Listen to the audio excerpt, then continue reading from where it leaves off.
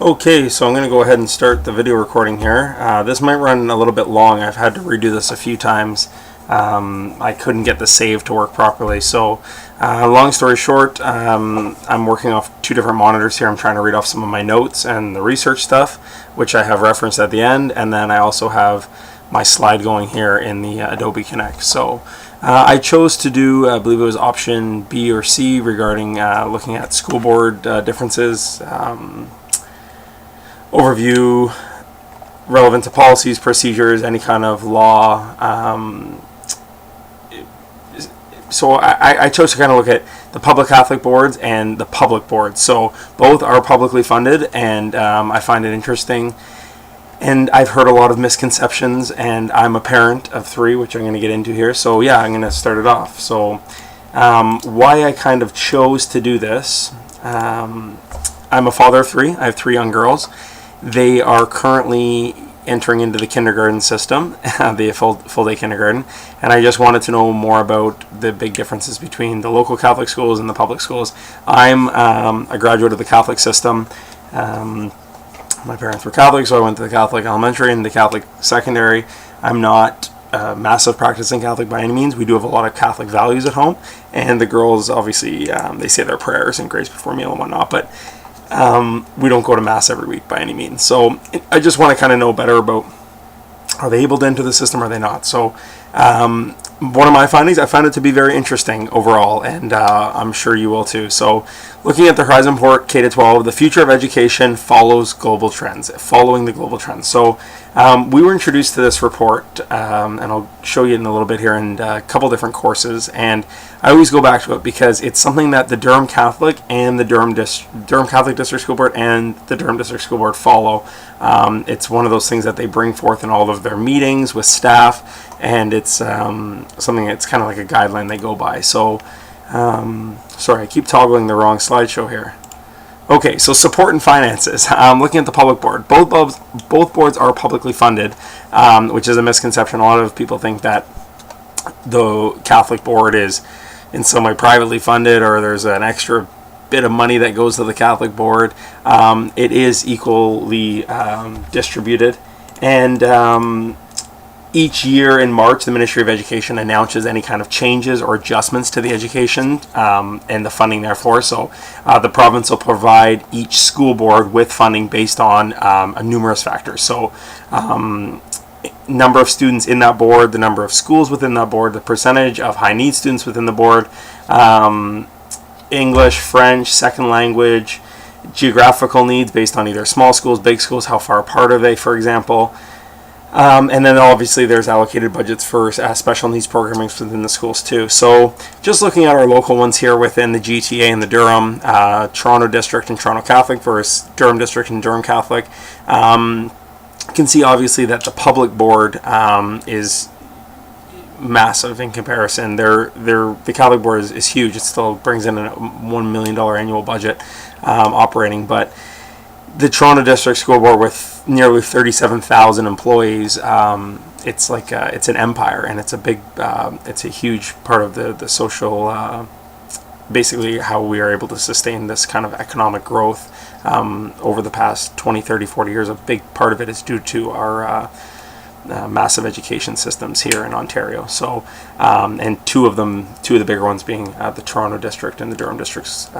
So, kind of taking us into looking at our objectives and values. So the public board is open to all students and learners. Sorry, both these boards are open to all students and learners.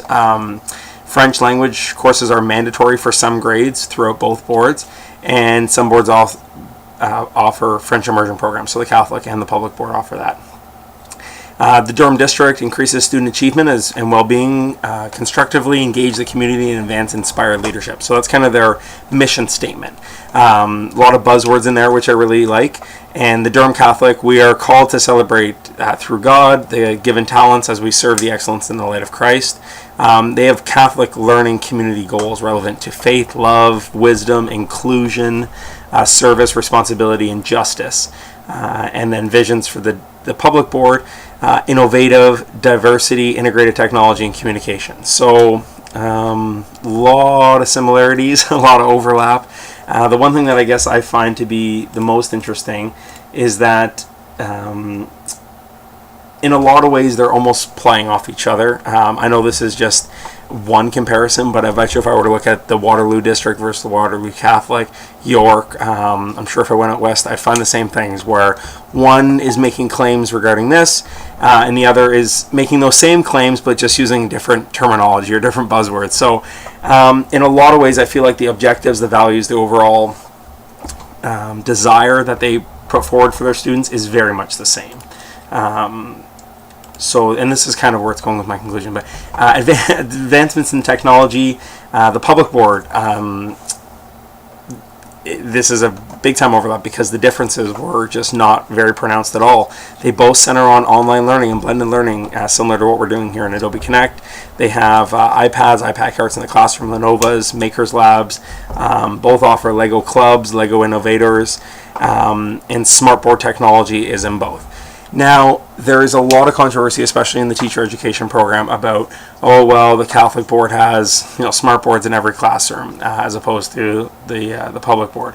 Well, in some cases, this is true. Every school is a little bit different. And this is something I'm going to get into, and that comes down to kind of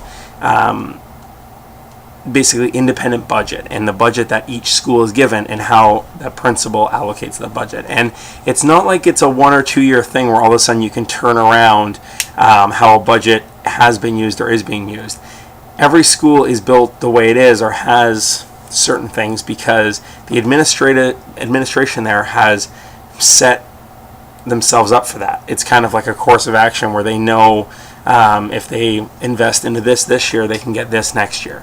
And if they put their money into this, it'll kind of separate them from the other schools in the area. So, I've seen it now in practicum. I've been grateful to do both public and Catholic practicums where I've served as a teacher.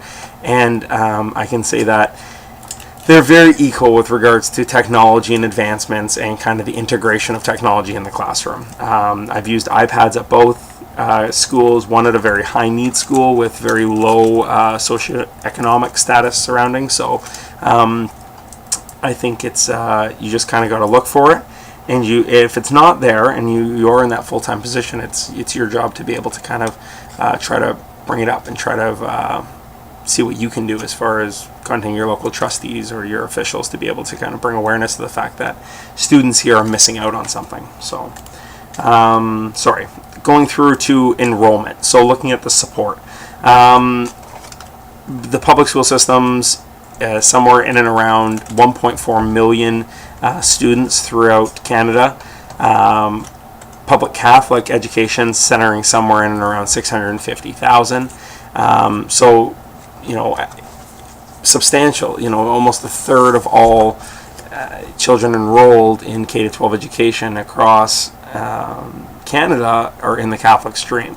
So, it's not something that's just in a lot of ways on a level of privatized or something that's kind of exclusive. It's in no ways exclusive, and that's kind of where I'm going to be going with how you can get into the Catholic board, and which I found to be really interesting because this is something my wife and I are kind of in a gray area, because although we're both baptized, have our communion, our confirmation, our daughters, we haven't taken them to get baptized yet, and it's something we wanted to do when they were born. I have twins, and life was very busy, and because we don't attend Mass regularly, we had to get in contact with a parish and a priest and set it up, and it's just something we never got to.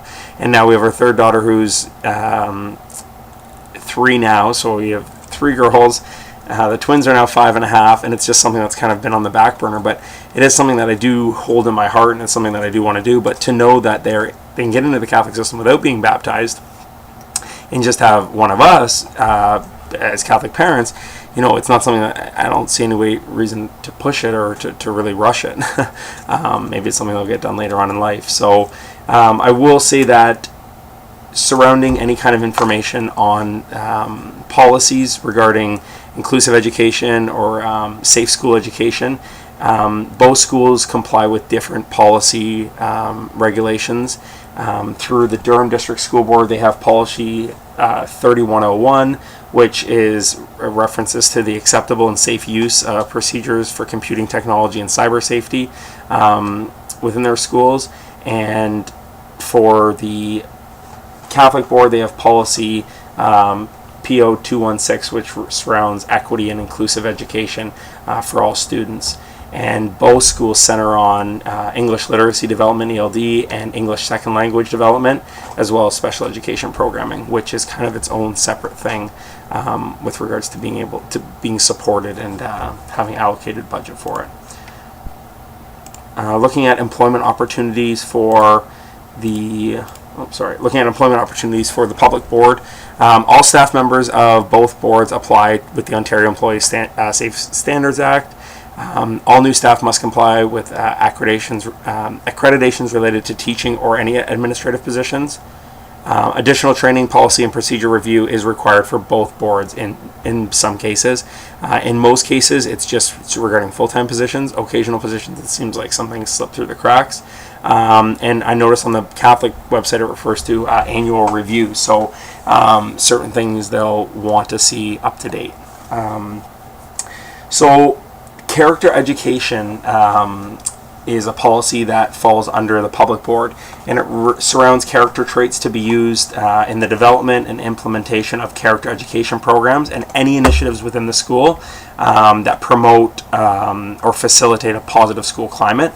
So it's something that Durham District School Board stands behind. It's an actually implemented policy which surrounds basically having a positive school culture, and especially inside of your own classroom walls. In the reality for employment, and it's something that I'm obviously very eager to know more about, school boards make the decisions about individual school budgets. So as far as how many staff they can have at individual schools, and then those boards relay those numbers to the unions, and then the unions are able to distribute you accordingly, or you're able to look for positions at various boards. So number of things dictate this. So for instance, can the school even support librarians, full-time principals, or vice principals at all? Boards will distribute funding for each teacher also. So depending on the number of students, in some cases, depending on the students, you might actually have more of a budget, because the socioeconomic circle might be lower, and you might have more of a budget surrounding special needs in the school, or program support in the school, ESL support, basically allowing for more EAs. So principals receive this budget, and then they'll kind of dictate to the school board what they're using it for. So they'll make the decisions regarding maintenance, repairs, the distribution of the teachers, the classroom sizes. They decide kind of all that stuff. If they need department heads or music teachers, so a lot of that comes back to the principal. And I'll just go through to my next slide here, sorry. So social voices, looking at kind of what the community says about the differences and benefits to choosing a board. So there's a lot of different kind of remarks being made online. What does the community say? I don't want to knock down public schools, but the one thing that's missing is that spiritual background, the religious tools that help you manage situations in life. So that's apparent, obviously, supporting the Catholic education stream. It's a religious-based education based on Catholic doctrine, but you're blurring the lines to attract more people. You risk losing the reason to have a Catholic system in the first place. So that's someone in support of a public, fair, and kind of more or less, maybe they're centering on having a Catholic system, but they're wondering why then do students not have to be true Catholic, or why do they not have to be baptized, more or less. So why even have a separate school board if the lines are increasingly blurred? The issues become increasingly complicated. And a lot of that comes back to, I remember years ago, I was actually in high school in 2002 when a gentleman was attending a grade 12 graduation, and he was gay, and he actually was denied the right to bring his boyfriend, and it was a big deal in the Durham region. It went all throughout the GTA news outlets, and it was really interesting to kind of be a part of all that, and those years in and around it was all the center of change, or the start of change for that the community. And still today, LGBTQ it's like a never-ending uphill battle for inclusion. And yeah, so I'll end it at this. Basically, what I wanted to show at the end here is kind of the Horizon report. So looking at this Horizon report, which is something that the Durham District and Durham Catholic District school boards really play from. It looks at short-term, mid-term, and long-term goals. This is from the 2015-16. It just came out a couple months ago, and it looks at the near-term, long-term, and mid-term plans. And I guess in the end, knowing that both of these systems, like knowing that the publicly funded system in general, the whole umbrella, really looks at very similar reports and really is based on very similar values and guidelines. I don't really see, I guess, the massive need to have this divided board. I think, if anything, the public board should maybe just amalgamate more growth with the world religions, and maybe just flourish with the addition of the Roman Catholic beliefs, and try and install that more into the mainstream education system, as well as the other religions, because it's important that we get ingrained with all religions. So that said, I don't, with a new public school being built like a 2-minute walk from the house, I can literally see the construction going on. I think maybe my girls will be in the public system, but you know, I'm not too sure. That school won't be open for another year, and they enter this September, so they will be starting at John 23rd Catholic School. So it'll be interesting to see if we ever make that change based on convenience and knowing that they still have a good quality of education. So yeah, I'll leave it at that. And yeah, a couple things that I found really interesting, I'll just take you into my references here as I ramble, is that a lot of the stuff is dictated by the principal. So regarding, you know, they'll get a budget that trickles down to them, and then the funding for each classroom as far as educational assistance, material, textbooks, classroom supplies, library guidance services, prep time, you know, it's all kind of based off of this kind of overall hierarchy thing that the board dictates. So say for instance, if for every 100 square feet relevant to an elementary student, that's how much they will contribute towards air conditioning or heating. So it's kind of interesting to see how when that trickles down to the principal, they're able to they're kind of able to distribute it and then maybe make changes or kind of add money into an area where it's needed more. So yeah, I'll leave it at that, and I hope you guys have a great summer, and yeah, thanks for everything.